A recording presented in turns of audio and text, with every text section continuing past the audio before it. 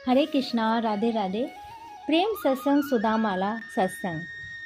आज राधा बाबा 98वें मणि में कह रहे हैं कि जो ईमानदार नास्तिक होते हैं, अर्थात ठीक ठीक जैसा भीतर मानते हैं वैसा ही कहते हैं, दंभ नहीं करते, उन पर भगवान की कृपा दंभिकों की अपेक्षा शीघ्र प्रकाशित होती है। हाल की बात है, वृंदावन में एक महात्मा थे। वे इस समय हैं या नहीं ये मुझे नहीं पता। खूब भजन करते थे, पर पहले बहुत नास्तिक थे। कलकत्ते में रहते थे, दलाली करते थे। श्री कृष्ण की लीला एवं रास लीला का मजाक उड़ाया करते थे। बुरी तरह नास्तिक थे। कलकत्ते में किसी के घर पर रास लीला हो रही थी, वे भी मजाक उड़ाने के लिए देखने गए। रासलीला हो रही थी, कौन सी लीला थी यह मुझे याद नहीं है। मुझे एक अत्यंत विश्वासी आदमी ने सब बातें बताई थीं, पर अब पूरी तरह याद नहीं है। जो हो, रासलीला देखते देखते हठात श्री जी जो बने थे, उनकी जगह एक क्षण के लिए वास्तविक श्री राधा रानी प्रकट हो गईं और केवल उन्हीं को दर्शन हुए। बस उसी क्षण सब छोड़ छाड़ कर वृंदावन चले आए और माला फेरते रहे। आगे बाबा 99वें मणि में कह रहे हैं कि वृंदावन के वृक्षों की भी बड़ी विचित्र बात है। एक महात्मा ने अत्यंत विश्वासपूर्ण स्वयं जांच की हुई कई घटनाएं हमको एवं भाई जी को सुनाई थीं। एक पेड़ था, उसे काटने की तैयारी हुई। रात में एक मुसलमान दरोगा सब इंस्पेक्टर को स्वप्न हुआ कि देखो, मैं काशी में एक विद्वान ब्राह्मण था। बहुत तपस्या करने पर मुझे ब्रिज में पेड़ होने का सौभाग्य प्राप्त हुआ है। लोग कल मुझे काटने की तैयारी कर रहे हैं, तुम बचाओ मुझे। वह मुसलमान था, पर सब पता ठिकाना, आदमी का नाम तक स्वप्न में बताया गया था। इसलिए उसे जांचने की इच्छा हुई और जांचने पर सब बातें ज्यों की त्यों मिली। उसे पहले कुछ भी इस विषय में ज्ञात नहीं था। दूसरी घटना उन्होंने सुनाई थी कि एक साधु जंगल में एक लता के नीचे शौच होने जाते थे। वहाँ कुछ आवाज़ आती, पर वे समझ नहीं पाते। फिर उनको या शायद उनके साथी को स्वप्न हुआ या दर्शन हुआ, ठीक याद नहीं, जिससे पता लगा कि उस लता के रूप में कहीं की एक चमहारन ने बड़ी भक्ति से उसके फल स्वरूप जन्म धारण किया था। उसने बताया कि तुम्हें स्त्री के पास जाकर शौच होने में लाज नहीं आती। प्रतिदिन तुम्हें चेतावनी देती हूँ, पर तुम समझते नहीं। देखो, ब्रज की लता एवं वृक्षों के नीचे शौच मत जाया करो। भागवत में तो स्वयं भगवान श्री कृष्ण ने यह बात कही है कि यहाँ के पेड़ प्राय बड़े बड़े ऋषि हैं, जो वृक्ष बनकर मेरा और श्री बलराम जी का दर्शन करते हैं। आगे राधा बाबा 100 मणि में कह रहे हैं कि ब्रिज में अब भी बहुतों को बहुत सुंदर सुंदर अनुभव होते हैं। एक साधु थे, भगवान के दर्शन के लिए सब जगह घूमे, पर कहीं कोई अनुभव नहीं हुआ। सोचा अब अंतिम जगह गिरिराज जी चलें, वहाँ किसी न किसी रूप में दर्शन देने की भगवान अवश्य कृपा करेंगे। ब्रिज में आए, ना जान ना पहचान। एकादशी का दिन था, अब फलार कहाँ मिले। एक ब्राह्मण आया, बोला, बाबा जी, मेरी माँ एकादशी करती है, ब्राह्मण जिमाने के लिए आपको बुला रही है। बाबा जी गए। बुढ़िया ने प्रसाद बड़े प्रेम से दिया, भर पेट खाकर फिर बोले, वह बालक कहाँ गया माई? बुढ़िया बोली, बालक? बालक कौन? वे बोले, जो हमें लाया था। बुढ़िया बोली, मेरा ना तो कोई लड़का है, ना मैंने किसी को भेजा था। आप आ गए, मैंने अतिथि समझकर आपका सत्कार कर दिया। ऐसी बहुत सी घटनाएं होती रहती हैं। आगे राधा बाबा 101 मणि में कह रहे हैं कि श्री कृष्ण कृपा से असंभव संभव हो जाता है। श्री कृष्ण की बंसी ध्वनि सुनकर वृंदावन के पत्थर पिघल जाते थे। आप तो फिर भी मनुष्य हैं। किसी दिन कृपया करके यदि एक हल्की सी स्वप्न में झांकी उन्होंने दिखाई तो बस पागल होकर जीवन भर रोते ही रह जाएंगे।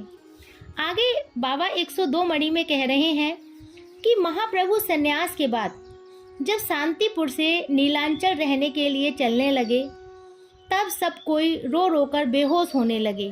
बड़ा विचित्र दृश्य था। सभी धूली में लौटकर छाती फाड़कर रो रहे थे। आंखों से आंसू के फव्वारे छूट रहे थे। एक श्री अद्वैताचार्य जी ऐसे थे कि उनकी आंखों में आंसू नहीं थे। ये अद्वैताचार्य कोई साधारण पुरुष नहीं थे। ऐसा इतिहास मिलता है कि 40-50 वर्ष तक लगातार इन्होंने तुलसी गंगा जल से भगवान की पूजा की थी और केवल यही वर मांगते रहे थे कि हे नाथ, जीवों का दुख देखा नहीं जाता, अवतार लेकर जीवों को भक्त बनाओ और सबका दुख मिटा दो। कहा जाता है कि इनकी प्रार्थना से ही श्री चैतन्य महाप्रभु का अवतार हुआ था। सब रो रहे थे पर इनकी आंखों में से आंसू की एक बूंद भी नहीं निकली। महाप्रभु सबको छोड़कर आगे बढ़ गए, केवल अद्वैताचार्य पीछे चलते रहे। महाप्रभु सबसे अधिक इनकी बात मानते थे। महाप्रभु ने कहा, आचार्य अब लौट जाइए। अद्वैताचार्य जी ने कहा, प्रभु साथ जाने के लिए नहीं आया हूँ, केवल यह कहने के लिए आया हूँ कि मेरा जैसा अधम प्राणी, पत्थर के हृदय वाला प्राणी, नीरस प्राणी संसार में दूसरा आपको नहीं मिलेगा। आप देखिए, आपके जाते समय ऐसा कोई भी नहीं है कि जिसकी आंखों से आंसू की धारा ना बह रही हो, पर मेरी आंखों में एक बूंद भी आंसू नहीं है। चैतन्य महाप्रभु हंसे और बोले, देखिए आपको इसका रहस्य बता देता हूँ। मुझे आपसे काम लेना था। मैंने देखा कि सब लोग तो बेहोश होकर गिर जाएंगे, कोई एक आदमी ऐसा चाहिए जो सबको संभाल सके। इसलिए यह देखिए, मैंने अपने कॉपिन में एक गांठ बांधकर आपके प्रेम को रोक रखा है। पर अब जब आप रोना ही चाहते हैं तो लीजिए, जी भर के रो लीजिए। यह कहकर महाप्रभु ने गांठ खोल दी। खोलते ही अद्वैताचार्य बेहोश होकर पछाड़ खाकर गिर पड़े और रोने लगे। देखें, भगवान की लीला कोई भी नहीं समझ सकता, पर यह ठीक है कि जो प्रेम में रोना चाहेगा, नहीं रोने के कारण जिसके हृदय में पीड़ा होती होगी, उसे भगवान का प्रेम मिलेगा ही मिलेगा और वह रोएगा ही रोएगा। पर संभव है उन्हें किसी से कुछ काम कराना हो, कुछ लीला करानी हो, इसके कारण ही हृदय को सूखा बनाए रखते हों। उनके रहस्यों को कौन जाने। मनुष्य को अपनी ओर से एक ही काम करते रहना चाहिए, अत्यंत प्रेम से निरंतर उनका स्मरण और नाम जप करते रहना चाहिए। आगे बाबा 103 मड़ी में कह रहे हैं कि कुछ साल पहले एक प्रेमी सज्जन वृंदावन गए थे। नाव पर घूमते हुए वृंदावन की सैर कर रहे थे। वर्षा का मौसम था, यमुना जी में खूब पानी था, संध्या का समय था। इतने में खूब वर्षा हुई, टीले जमीन, रास्ता दिखना बंद हो गया। नाव से उतरकर वे बेचारे अकेले एक किनारे जंगल के पास खड़े थे। इतने में देखा कि कुछ गायें आ रही थीं तथा 2 बच्चे काली कमली ओढ़े हुए पीछे पीछे आ रहे हैं। मुझे घटना ठीक ठीक याद नहीं है, वे शायद रास्ता भूल गए थे। बच्चों से पूछा, एक बच्चा बड़ा सुंदर था, मन बरवस उसकी ओर खींचता चला जा रहा था। कुछ बात होने के बाद उसने रास्ता बता दिया और आगे चलने लगा। ये पीछे पीछे चले। उसने मना किया पर ये माने नहीं।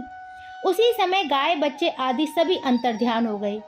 कहने का भाव यही है कि भगवान का दर्शन तो वे जब ठीक समझेंगे, आवश्यक समझेंगे, तब हो जाएगा। आपको तो केवल प्रेम पूर्वक भजन करते रहना चाहिए। आगे बाबा 104 मड़ी में कह रहे हैं, एक ब्राह्मण थे। ऐसी घटना हुई, 1 साल के भीतर परिवार में जितने थे सभी मर गए, वे अकेले बच गए। श्राद्ध आदि करने में ऋण हो गया। मकान गिरवी रखकर रुपया लिया। फिर एक जगह 8-10 रुपये महीने की नौकरी कर ली।